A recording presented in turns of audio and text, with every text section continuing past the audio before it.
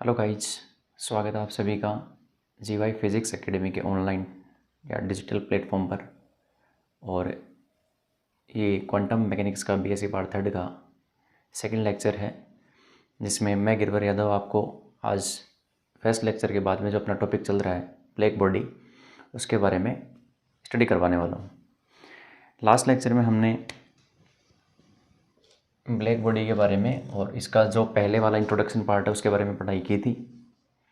इस लेक्चर में हम ब्लैक बॉडी से स्टार्ट करेंगे और सबसे पहले उस बात को रिवाइज करते हैं जो लास्ट लेक्चर में हमने पढ़ी थी।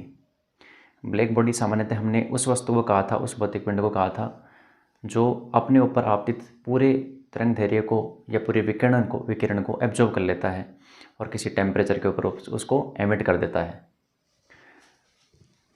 और इसके बाद में आज हम इसकी बात करते हैं कि इसके एग्जाम्पल क्या क्या हैं, उदाहरण। तो जब ब्लैक बॉडी के उदाहरण की बात की गई तो एक इस प्रकार का एग्जाम्पल लिया गया, जैसे फॉर एग्जाम्पल ये कोई एक इस प्रकार की मान लीजिए गुहा है या फिर दूसरी स्ट्रक्चर बनाई जा सकती है।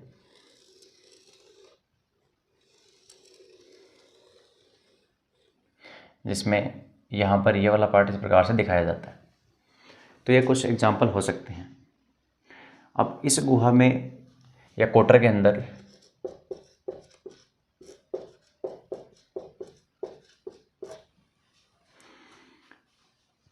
यदि आप इसके ऊपर किसी लैम्डा तरंग दैर्घ्य का या फिर न्यू आवृत्ति का फ्रीक्वेंसी का कोई विकिरण या रेडिएशन आपतित करवाते हैं तो ये उस पूरे रेडिएशन को एब्जॉर्ब कर लेगा, क्योंकि इसका जो यदि आदर्श ब्लैक बॉडी की बात की जाए, एक आइडियल ब्लैक बॉडी की बात की जाए, तो उसका जो एब्जॉर्प्शन कोफिशिएंट होता है, अवशोषण गुणांक, वो इकाई होता है।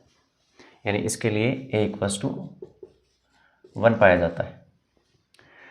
हालांकि ब्लैक बॉडी के लिए एक पॉइंट और आता है कि इसका जो परावर्तन या पारगमन गुणांक रहता है वो 0 रहता है, क्योंकि या तो एब्जॉर्ब करेगा या फिर एमिट करेगा। तो इस कोटर या गुहा को यदि आप ऊष्मा प्रदान करते हैं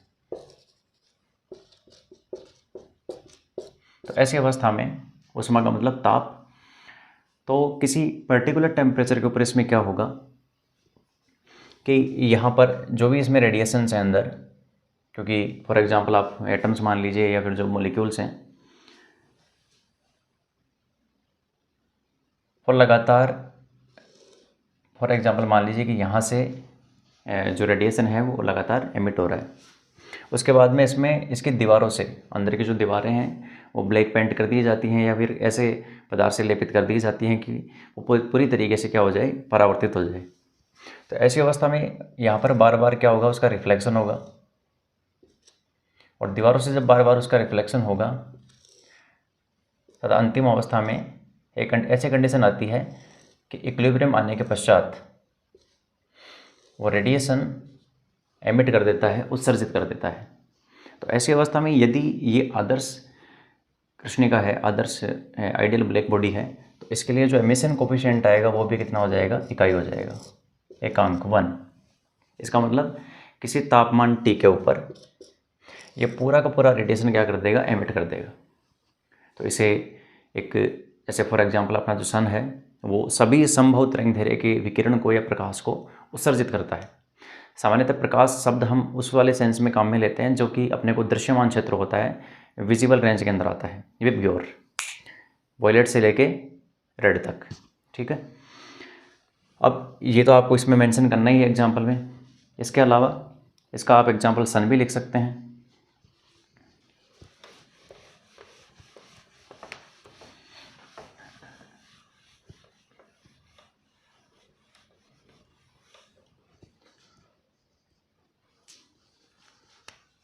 तो आप इसमें एक पॉइंट और लिखेंगे कि कृष्णिका द्वारा परावर्तन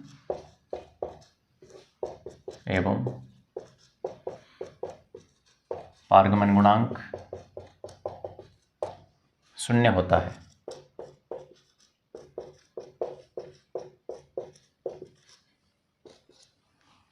परावर्तन और पारगमन गुणांक 0 होगा।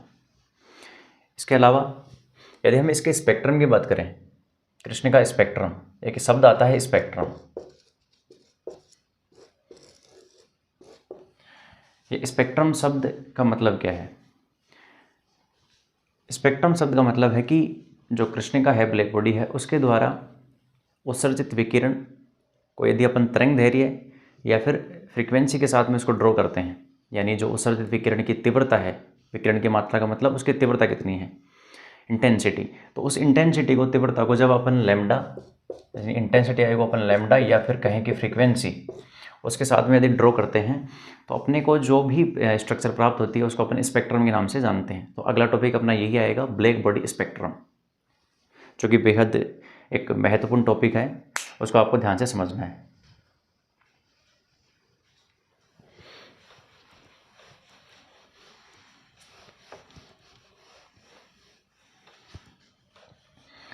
क्योंकि यूनिवर्सिटी के एग्जाम में यदि क्वेश्चन अप्लाई होता है तो इस वाले टॉपिक से फिर क्वेश्चन बनने स्टार्ट हो जाते हैं। अभी तक का जो पार्ट था उसमें केवल ब्लैक बॉडी की डेफिनेशन आ सकती है 1.5 नंबर वाले क्वेश्चन में। 1.5 का जो क्वेश्चन आता है उसमें ब्लैक बॉडी की डेफिनेशन पूछ सकता है।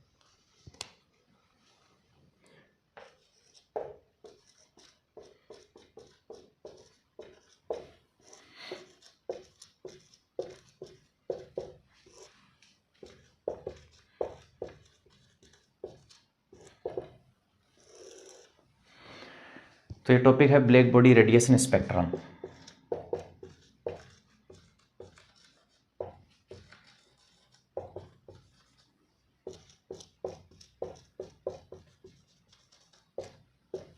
अब ये क्या है? जब किरचॉफ इसके ऊपर काम कर रहा था, क्योंकि किरचॉफ ने बताया था कि जो जितना अच्छा अवशोषक है वो उतना ही अच्छा उत्सर्जक होता है।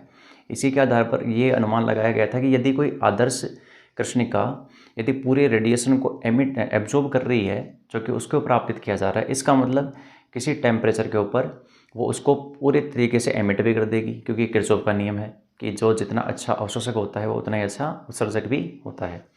तो किरचॉफ जब इसके ऊपर काम कर रहे थे, उसके बाद में 2 फिजिसिस्ट हुए हैं, या फिर एक प्रकार से ये मान लीजिए कि 2 रिसर्च स्कॉलर हुए हैं, लूमर और प्रिंगसाइम।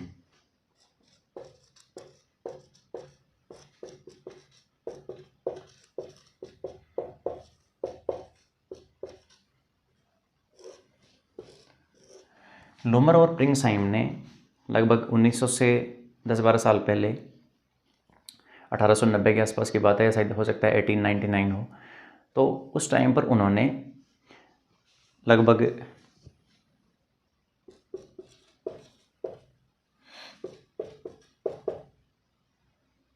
अपन ये मान के चल सकते हैं कि शायद 800 डिग्री सेंटीग्रेड या ऐसे कुछ डेटा हो सकता है। तो आप इस डेटा के ऊपर ना जाएं, मतलब आपको ये इतना समझना है कि इन्होंने बहुत ही बड़ी टेम्परेचर की रेंज के अंदर इन्होंने इंटेंसिटी को, जो आपकी ब्लैक बॉडी रेडिएशन स्पेक्ट्रम की इंटेंसिटी है या ब्लैक बॉडी की जो इंटेंसिटी है, जो एमिशन इंटेंसिटी है, उसको लैम्डा या फ्रीक्वेंसी के टर्म में उनको प्रायोगिक रूप से ड्रॉ करने की कोशिश की।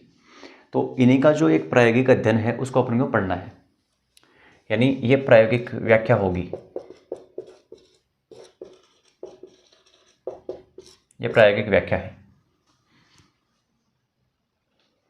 तो इस प्रायोगिक व्याख्या का मतलब इतना है कि लूमर और प्रिंगसाइम ने, मैंने आपको जैसे बता ही दिया है कि इन्होंने इंटेंसिटी को वेवलेंथ लैम्डा और फ्रीक्वेंसी के टर्म में ड्रॉ किया है एक्सपेरिमेंटली, क्योंकि इन्होंने अध्ययन किया ब्लैक बॉडी का, कुछ इन्होंने इंस्ट्रूमेंट बनाया होगा प्रायोगिक रूप से, उसका अध्ययन किया और उसके बाद में उसका जो प्लॉटिंग किया है, ग्राफ उन्होंने बनाया है। तो ये जो डेटा है ये है 1600 डिग्री सेल्सियस तक, -188 डिग्री सेंटीग्रेड से 1600 डिग्री सेंटीग्रेड तक इन्होंने इतनी टेम्परेचर की वाइड रेंज लेके उसको प्लॉटिंग करने की कोशिश की। तो अब इन्होंने एक्चुअल में ग्राफ किस किस के बीच में बनाया है, एक वर्ड आएगा यहाँ पर ई लैम्डा कोमा टी, या फिर अपन ऐसे कह सकते हैं कि E frequency comma t versus lambda या फिर फ्रीक्वेंसी। मतलब या तो ई न्यू कोमा टी को फ्रीक्वेंसी के साथ ड्रॉ करेगा, या फिर ई लैम्डा कोमा टी को वेवलेंथ लैम्डा के साथ ड्रॉ करेगा। तो एक्स एक्सिस के ऊपर मान लीजिए जैसे लैम्डा है, तरंग दैर्घ्य है, वेवलेंथ है, और वाई एक्सिस के ऊपर क्या है, स्पेक्ट्रम में ऊर्जा घनत्व। अब ये क्या है स्पेक्ट्रम में ऊर्जा घनत्व, अभी इसको डिफाइन करते हैं, ई लैम्डा कोमा टी, और फिर उसके बाद में जो इनका एक्सपेरिमेंटल कर्व है उसको ड्रॉ करेंगे अपन।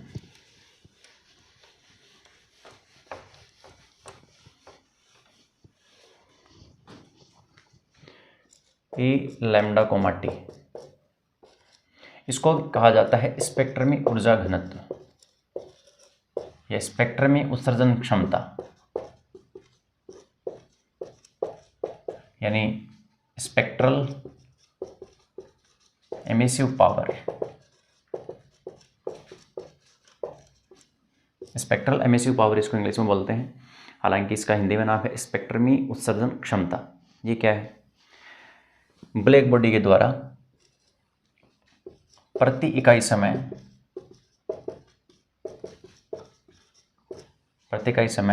प्रति एकांक क्षेत्रफल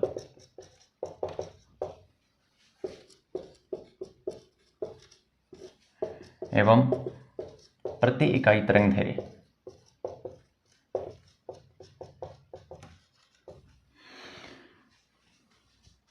से उत्सर्जित विकिरण की मात्रा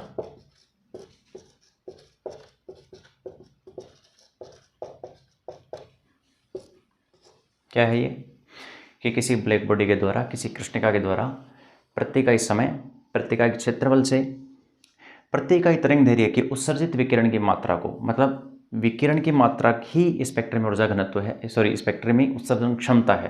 यानी उत्सर्जन की क्षमता कितनी है, एमिशन की पावर कितनी है, वो डिफाइन किया जाता है ई लैम्डा कोमा टी की फॉर्म में। इसका मतलब ये है कि इसको रिप्रेजेंट तो किया जाएगा, इस प्रकार से भी रिप्रेजेंट किया जाता है ई लैम्डा कोमा टी, ये भी सिंबल सही है, या फिर ये वाला सिंबल भी सही है। इसका मतलब है कि जो कैपिटल ई है वो फंक्शन है लैम्डा कोमा टी का। टी का मतलब टेम्परेचर, लैम्डा वेवलेंथ। प्रति इकाई समय, प्रति इकाई क्षेत्रफल से प्रति इकाई तरंगदैर्घ्य के लिए उत्सर्जित विकिरण की मात्रा को कहते हैं स्पेक्ट्रमी उत्सर्जन क्षमता। यदि यहाँ पर न्यू काम में लेते हो फ्रीक्वेंसी, तो यहाँ पर आपको शब्द काम में ले लेना है प्रति इकाई आवृत्ति। तरंगदैर्घ्य की जगह शब्द बदल जाएगा प्रति इकाई आवृत्ति। ठीक है, इतनी बात आपको याद रखनी है। तो जैसे हमने डिफाइन किया है स्पेक्ट्रमी उत्सर्जन क्षमता, इसी प्रकार से होता है स्पेक्ट्रमी ऊर्जा घनत्व। स्पेक्ट्रमी ऊर्जा घनत्व वो रिप्रेजेंट किया जाता है small u lambda comma t से। इसको कहते हैं स्पेक्ट्रमी ऊर्जा घनत्व। ऊर्जा घनत्व शब्द आपको काम में लेना है एनर्जी डेंसिटी, और इन दोनों के बीच में एक रिलेशन होता है ई लैम्डा कोमा टी बराबर होता है C/4 into u lambda comma t. मतलब यदि आप ऊर्जा घनत्व को, स्पेक्ट्रम के ऊर्जा घनत्व को C/4 से मल्टीप्लाई कर दोगे, C is speed of light, here C is the speed of light, C/4 से मल्टीप्लाई कर देंगे तो उसके पास जो आपकी एक फिजिकल क्वांटिटी जो आपको मिलेगी, वो मिलेगी आपको स्पेक्ट्रमी उत्सर्जन क्षमता। स्पेक्ट्रमी उत्सर्जन क्षमता आपको मिलेगी। ठीक है, तो ये कुछ पॉइंट्स हैं, आप इन पॉइंट वाइज इनको नोट करते जाना।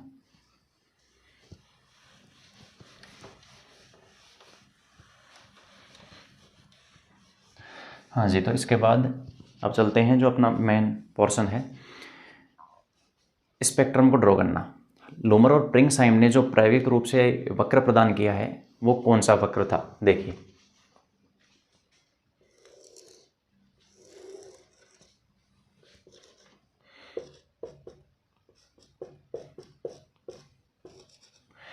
वाई एक्सिस के ऊपर है स्पेक्ट्रमी उत्सर्जन क्षमता, spectral emissive power. X axis के ऊपर मान लीजिए कि वेवलेंथ है लैम्डा 0।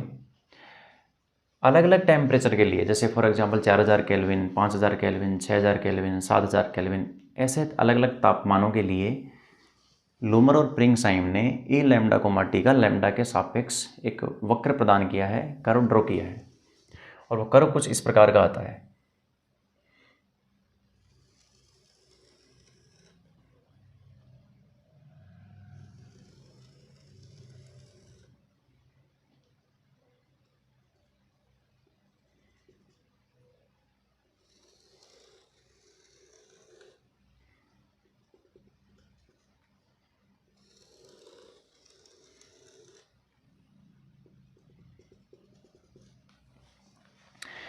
ये है फॉर एग्जांपल 3000 केल्विन, ये है 4000 केल्विन, इसको आप मान लीजिए 5000 केल्विन, और ये मान लीजिए 6000 केल्विन।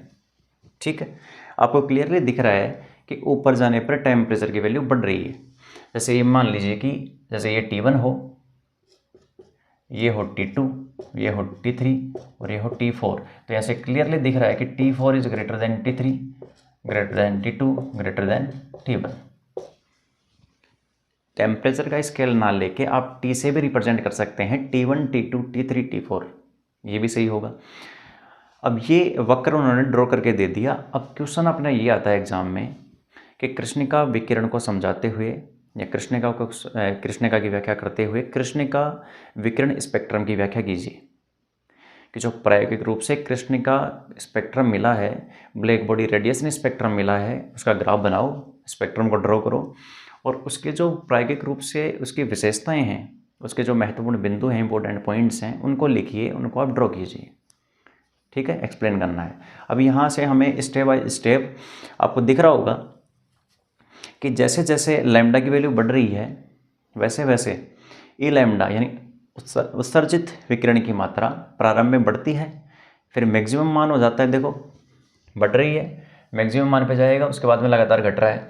यानी लैम्डा यदि बढ़ा रहे हो तो उसके सापेक्ष ई लैम्डा एम का मान बढ़ता है विकिरण की मात्रा का, फिर अधिकतम हो जाता है, उसके बाद में घटना स्टार्ट कर देता है। ठीक है, पहला पॉइंट तो ये, लेकिन हालांकि इस पॉइंट को हम बाद में लिखेंगे। पहले डिपेंडेंट से आपको ये देखनी है कि उत्सर्जित विकिरण की मात्रा जो है वो केवल तापमान का फंक्शन है, वो ब्लैक बॉडी की ज्योमेट्री या फिर उसका संगठन है उसके ऊपर डिपेंड नहीं करता। कि इसका मतलब क्या है कि जैसे मान लीजिए कि दो ब्लैक बॉडी है, ये ब्लैक बॉडी फर्स्ट है, ये ब्लैक बॉडी सेकंड है। तो ये फर्स्ट पॉइंट ये कहता है कि यदि ये समान ताप के ऊपर रखी हुई हैं, जैसे फॉर एग्जांपल T बराबर 4000 केल्विन के ऊपर ये रखी हुई है, हालांकि हो सकता है कि ये दूसरे मटेरियल की बनी हो, ये दूसरे मटेरियल की बनी हो और इनकी जो ज्योमेट्री है वो भी डिफरेंट दिखाई दे रही है, ये सिलेंड्रिकल है, इसके कुछ शेप कुछ अलग है। लेकिन यदि ये समान ताप पर हैं तो इनके द्वारा जो स्पेक्ट्रम बनेगा वो समान बनेगा, यानी जो कर्व बनेगा वो देखो 6000 केल्विन के ऊपर मान लीजिए तो वो इसी प्रकार का बनेगा, ये 3000 केल्विन के ऊपर है तो दोनों का जो वक्र बनेगा वो इस प्रकार का बनेगा, ये 3000 वाला ऐसे बनेगा। इसका मतलब कृष्णिका की ज्यामिति है उसके संगठन के ऊपर तो डिपेंड नहीं कर रहा। दूसरा पॉइंट आपको ये लिखना है कि यहाँ पे आपको जैसे जैसे अपन तापमान को बढ़ाते हैं, जैसे जैसे तापमान को बढ़ाया जा रहा है तो वैसे वैसे देखो 3000 केल्विन के ऊपर यहाँ अधिकतम इतना जा रहा है, 4000 केल्विन के ऊपर और ऊपर चला गया, 5000 केल्विन के ऊपर और ऊपर जा रहा है। इसका मतलब ये हो रहा है कि जैसे जैसे तापमान को बढ़ाया जा रहा है वैसे वैसे उत्सर्जित विकिरण की मात्रा भी बढ़ रही है। ठीक है, तीसरा पॉइंट मैंने आपको बता ही दिया था कि लैम्डा बढ़ाने पर सबसे पहले वैल्यू बढ़ती है, उसके बाद में अधिकतम जाती है, फिर डाउनफॉल होना स्टार्ट कर देता है। ठीक है, और इसके अलावा यदि टेम्परेचर को अपन अलग अलग बढ़ाते हैं तो उत्सर्जित विकिरण की मात्रा बढ़ती है तथा तीव्रता का मान अलग अलग प्राप्त होता है।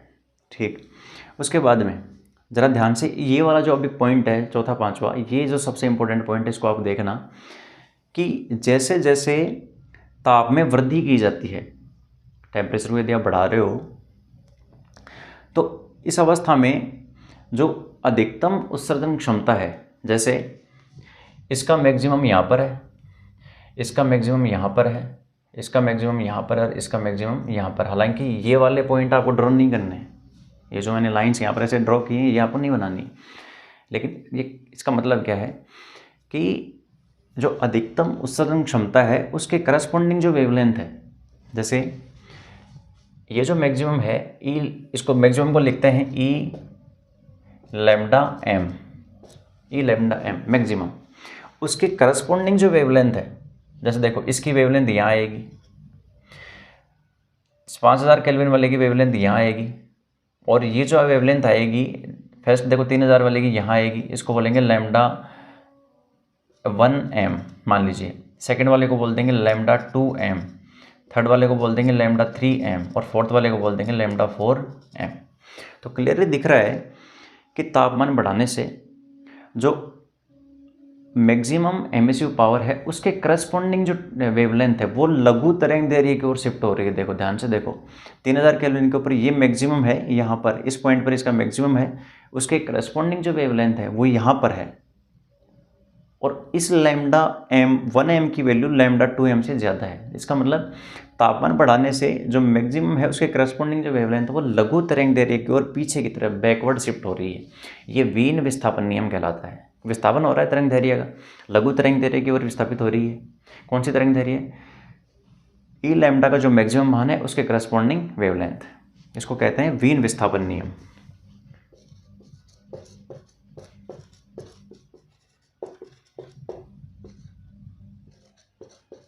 हालांकि वीन विकिरण नियम अलग है, वीन विस्थापन नियम अलग है, ठीक है। इसके बाद में यदि आपको किसी एक तापमान के ऊपर पूरा विकिरण की मात्रा कितनी निकली वो निकालनी है, जैसे 6000 केल्विन के ऊपर ये पूरे विकिरण की मात्रा कितनी है ब्लैक बॉडी के द्वारा, क्योंकि 6000 केल्विन की मतलब ये होगा कि इसमें इस वाले वेवलेंथ की विकिरण भी है, लैम्डा का इस माने वाला ये भी विकिरण उपस्थित है, यहाँ पर जो लैम्डा है वो विकिरण भी उपस्थित है। तो लैम्डा बराबर 0 से लेकर लैम्डा बराबर इन्फाइनाइट वाले सारे विकिरण अवेलेबल हैं। लेकिन कुल विकिरण की मात्रा कितनी होगी, कुल उत्सर्जन क्षमता कितनी होगी, कुल उत्सर्जन क्षमता, तो वो निकालने के लिए वो एक अलग पॉइंट आता है, उसमें क्या करते हैं 0 से लेकर इन्फाइनाइट तक समाकलन करेंगे। तो अब ये जितने पॉइंट हैं ये आपको लिखते जाने हैं, ठीक है।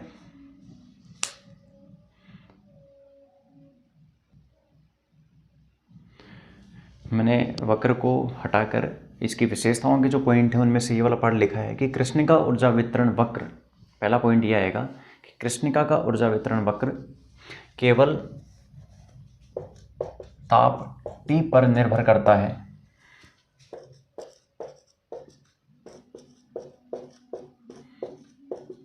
मैंने बताया था कि कृष्णिका ऊर्जा वितरण वक्र, ये ऊर्जा वितरण वक्र केवल किस पर डिपेंड करेगा, ताप T पर, केवल ताप T पर डिपेंड करता है। यह कृष्णिका के ज्यामिति या संगठन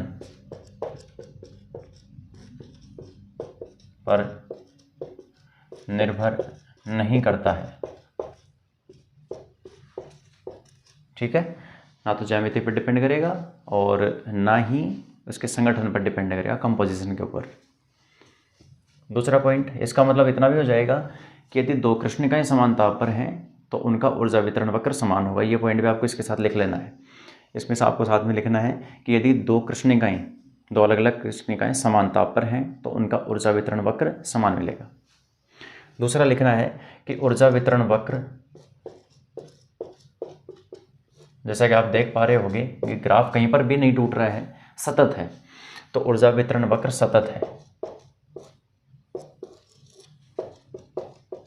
सतत होता है एवं इसमें सभी संभव तरंगदैर्ध्य के विकिरण उपस्थित रहते हैं।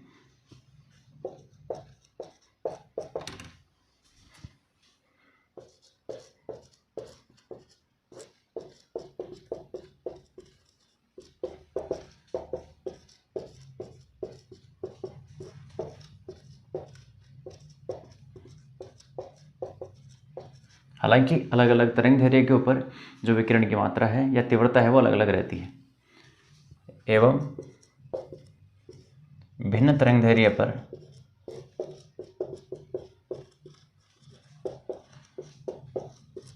तीव्रता भिन्न रहती है, अलग अलग रहती है।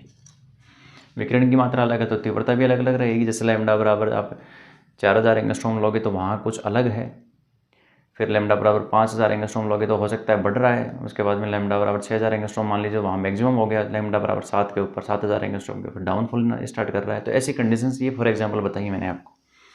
उसके बाद में तीसरा कंडीशन है कि जैसे जैसे लैम्डा में वृद्धि होती है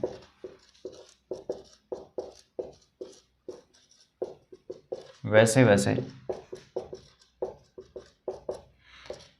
ई लैम्डा कोमा टी का मान बढ़ता है। प्रारंभ में तेजी से बढ़ता है, प्रारंभ में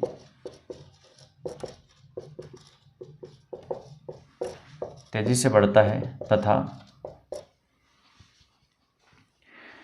लेमडा एम पर अधिकतम प्राप्त हो जाता है, अधिकतम हो जाता है, ठीक है ना। लेमडा एम पर लेमडा बराबर लेमडा एम के ऊपर अधिकतम हो जाएगा, उसके बाद में फिर डाउनफॉल होना स्टार्ट कर देता है। इसके बाद घटना प्रारंभ करता है।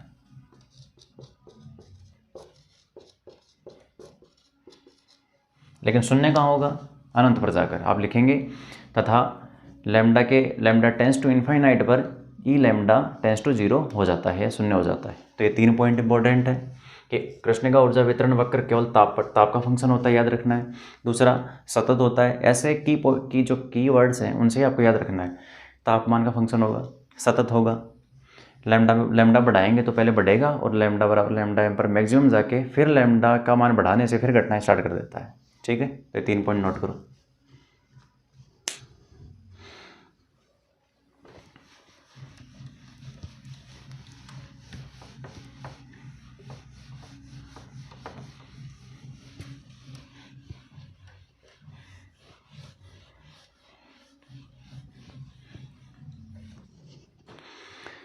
इसके बाद जो 4th पॉइंट है वो है वीन विस्थापन नियम।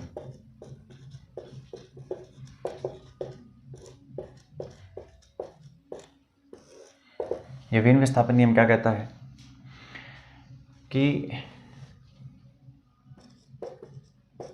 ताप में वृद्धि करने पर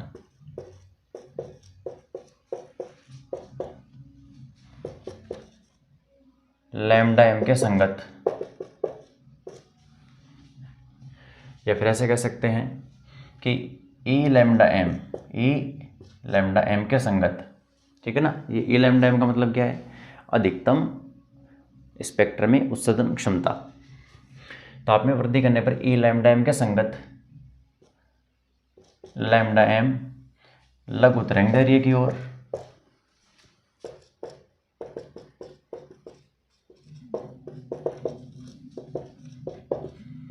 विस्थापित होता है,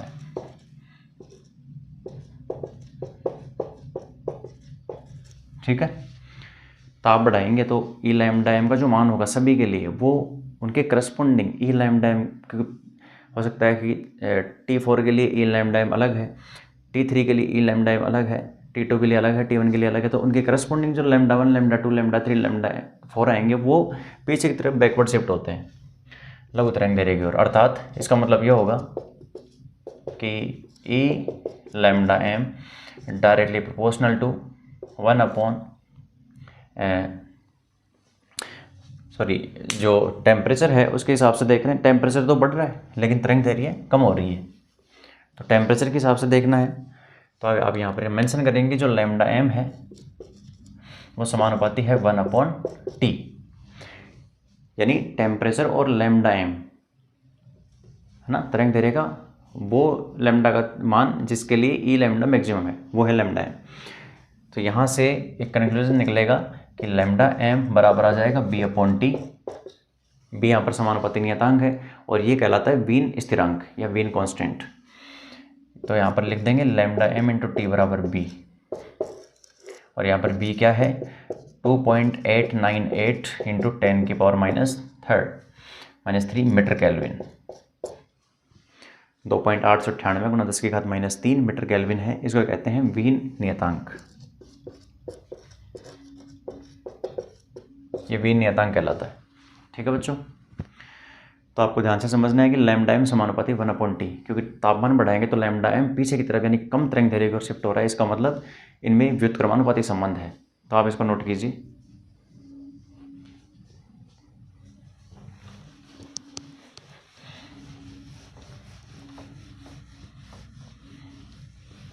इसके बाद जो अगला पॉइंट है 5वां, वो ये कहता है कि यह संबंधित है स्टीफन बोल्ट्जमान नियम।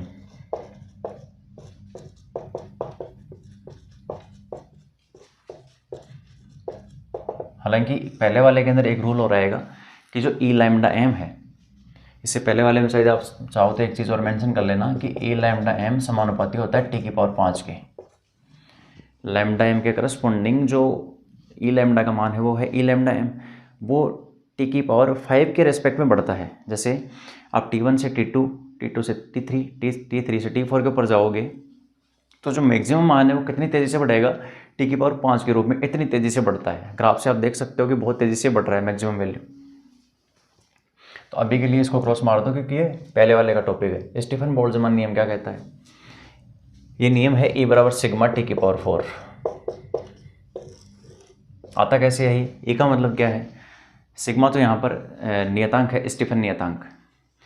टी यहाँ पर टेम्परेचर है और 4 उसकी पावर आ रही है। क्या कहता है ये नियम कि यदि आपको पूरे वक्र का, जैसे फॉर एग्जांपल किसी ताप के लिए ये बना है ई लैम्डा और लैम्डा वर्सेस ये ग्राफ बना, ये किसी टेम्परेचर टी के ऊपर है, तो ये पूरा जो विकिरण की मात्रा है सभी तरंगदैर्ध्य के लिए कुल उत्सर्जन क्षमता, वो कुल उत्सर्जन क्षमता के लिए आप क्या कर सकते हो, जैसे आपने यहाँ पर एक स्ट्रिप काटी और यहाँ पर इसका जो मान है, जैसे ये जो वेवलेंथ में शिफ्ट है ये है डी लैम्डा और इसकी जो हाइट है वो है ई लैम्डा एम या ई लैम्डा कोमा टी। तो समाकलन क्या करते थे आप, ऊंचाई को चौड़ाई से मल्टीप्लाई करते तब इसका इस ये जो पट्टी है इसका क्षेत्रफल आता था। तो क्षेत्रफल कितना हो गया, E lambda comma T D lambda. तो जब इस क्षेत्रफल का पूरे का समाकलन कर दोगे आप 0 से इन्फाइनाइट तक, क्योंकि लैम्डा कहाँ से कहाँ तक अवेलेबल है, ये पट्टी यहाँ से लेके इन्फाइनाइट तक जाएगी, तो 0 से लेके इन्फाइनाइट तक लिमिट लगेगी, 0 टू इन्फाइनाइट। ये मान क्या प्रदान करता है आपको, कुल उत्सर्जन क्षमता, कुल उत्सर्जन क्षमता प्रदान करता है। तो कुल उत्सर्जन स्टीफन बोल्ट्जमान के अकॉर्डिंग कुल उत्सर्जन क्षमता प्राप्त करने के लिए जो E lambda comma T versus lambda graph बनाया जाता है उसका समाकलन किया जाता है, यानी एरिया अंडर द कर्व।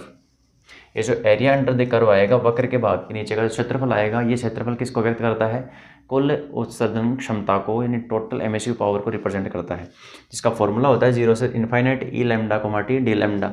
और इसका सॉल्व करने के बाद जो आंसर आता है वो आता है सिग्मा टी की पावर 4, जहाँ सिग्मा है स्टीफन नियतांक,